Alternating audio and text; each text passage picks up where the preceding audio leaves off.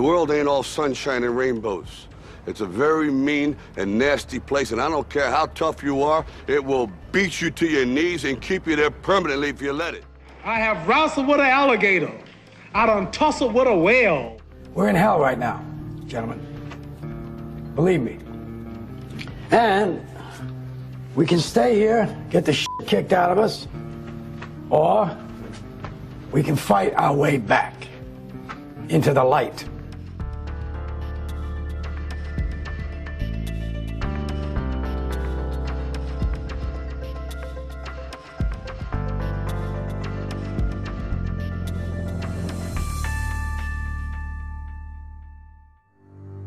My name is Sergeant Michael Saketa, and I am an air transportation specialist. You know, there's some things going on in my personal life that kind of caused me to be out this particular night and having some drinks, and then I just wasn't ready to head on back to the house for whatever reason. So I left one bar and my wingman, and then went to another bar by myself, and then that's pretty much that was the critical mistake right there. Stayed there till pretty much the bar closed down, hopped on the bike, don't even remember really getting on the bike, and you know, started heading back towards the house. And unfortunately for me, you know, I kind of regained consciousness, or, you know, figured out what was going on, you know, right before I was gonna make impact with another vehicle. So I had to, you know, make a choice. I decided to lay the bike down, and then fortunately for me, you know, I just minor scrapes and real superficial type stuff. My supervisor and my superintendent came out to pick me up. For me, you know, it's just shame. I don't want to look at them. I don't want to look them in the eyes, because you just let them down, you know. And being an NCO at the time, you know, that you're expected to be held to a higher standard. You know, you can't make mistakes like that.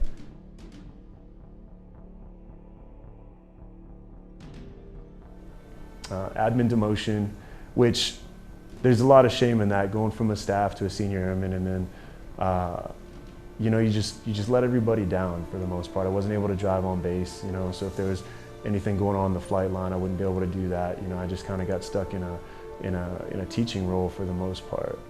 But with the admin demotion and obviously loss of rank comes loss of pay, and no matter what the state of Arizona does or how much money they take from you, which you know, it's maybe a slap on the wrist. You know, you may lose $2,000–3,000 or something like that, but when you drop down in rank for a couple of years, it's about a $15,000 pay loss.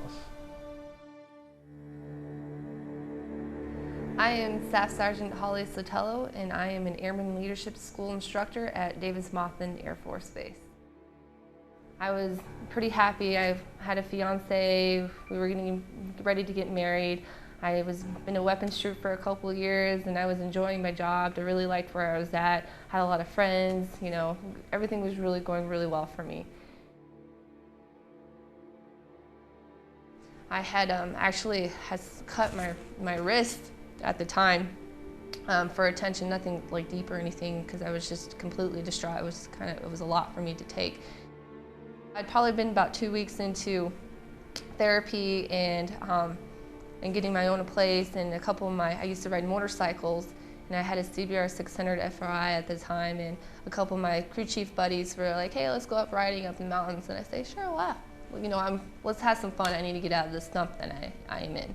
And I went to take a corner, and I either tapped my brakes wrong or I caught gravel, and whatever the cause was, I lost control on my back tire, and it was bouncing left to right, and I felt I had two options at the time. A, I can let go of the bike and slide out, but Ryan, who was right behind me, he'll have to like swerve around me, or he might drop his bike himself and hurt himself or die, or there's this 20–30 foot cliff off the right-hand side of the mountain, or on my right-hand side, and when I decided that I know I was going to go over the side of the mountain, I didn't think I was going to survive, and so I was pretty scared. And I had closed my eyes and kind of just accepted what was coming, and I let go of the bike. And I felt myself hit on my right side, and I felt myself hit on my left side, and I spun around, and then I landed in this water. There was a creek at the end of the cliff. And so in my mind, I was thinking, man, did I even break anything? I can't believe I survived this. And I opened up my eyes and I look up and I see my wrist was completely rotated around. Nothing was protruding, or none of the bones was, but it was completely, my metacarpals were completely bunched up on the right-hand side, and my hand was twisted all the way around. It looked like something from Frankenstein. I couldn't believe it. My heart's starting to pound, and I'm starting to panic. And then my right leg, it was an obtuse way over my left leg, so I figured I had done I broke my right leg. I thought I had broken my knee at the time. And then on the bottom of my foot was hurting on my left-hand side as well, and so I figured I had broken something there.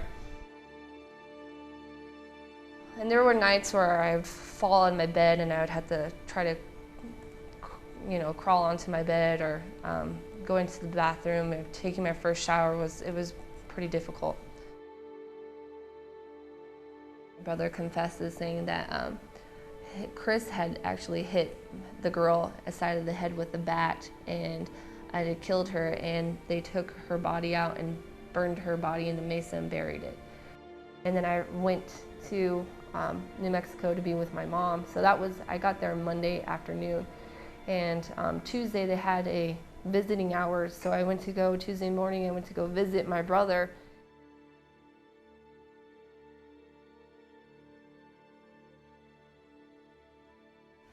The security guard who was making rounds found my brother hanging from his top bunk.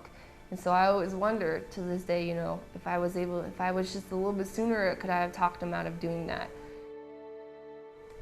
So I was looking down and I just knew that he was gone. And so I remember just holding my mom and just crying together and I just couldn't believe, this is my baby brother, this is my mom's son, this is my family, even though he's done horrendous things, it's still not easy to see that and to see what he's going through. Hello, I'm Major Doug Whitehead, commander of the 355th Security Forces Squadron.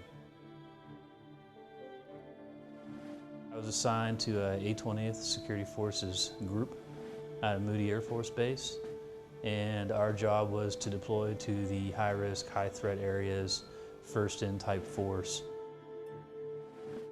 High ops tempo, off-base patrolling.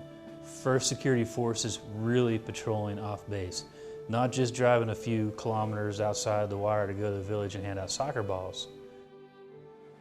We were over there, my young men and women did a just fantastic job, outstanding job. Where Army casualty rates were 30% or higher, we didn't take any. I didn't lose a single troop downrange. What I lost them to were suicides when we got home. And so that coupled with the ops tempo, I didn't realize it at the time, but I was becoming very angry. And that's difficult to comprehend, and I still don't comprehend it. I don't think I ever will. I dealt with it in the way I was dealing with everything else, was just pushing it down and pressing on because I had other things to do. I had missions to accomplish, and I had airmen to lead. I feel it. I feel the rage. I'm angry about everything, and I'm not sure exactly why or how to deal with it.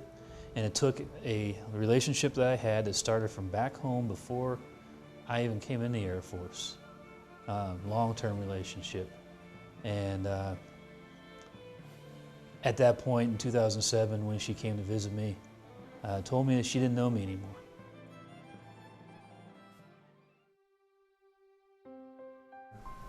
I was able to test again for staff in February, and your back's against the wall. I've always said that adversity defines you. It defines who you are and how you respond to those situations when things get tough. That's when you realize who you are. Everybody goes through something in their life that they're going to have to respond to, that they're going to have to pick themselves back up from. You know what I mean?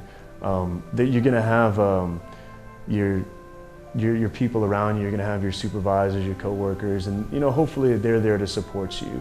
But ultimately it's going to be you. It's your decision. Why would this even happen? I mean, that's a lot of things in a row to happen at one time to one person. I just didn't think it was fair. As dark as moments are in life, it does get better.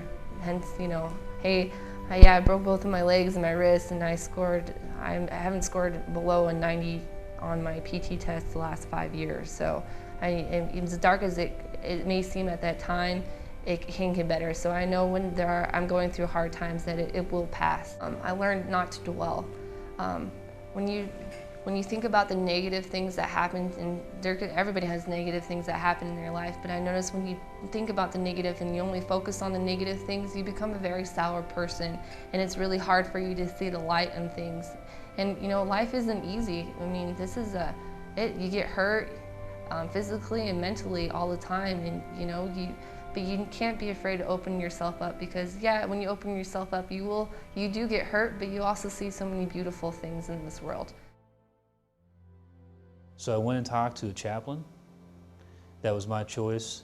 And it wasn't really about God and religion. It was about life choices, triggers, events, how to understand what those issues were, and that it was okay to feel those feelings. If you get hurt, it's okay to feel pain. If you lose somebody you love, it's okay to be sad. It's okay to cry. And if you get to the point to where you're ready to tap out and you just can't take it, it's okay to raise your hand and ask for help. When anything, as dark as it may seem at the time, that you will overcome it. You need to be positive. You need to keep yourself moving forward. You know, those feelings are normal. Those feelings are okay. There are wonderful folks around each installation, between a chaplain, mental health, the MFLAC, and others, to assist you with what you need. It's about how hard you can get hit and keep moving forward. How much you can take and keep moving forward. That's how winning is done.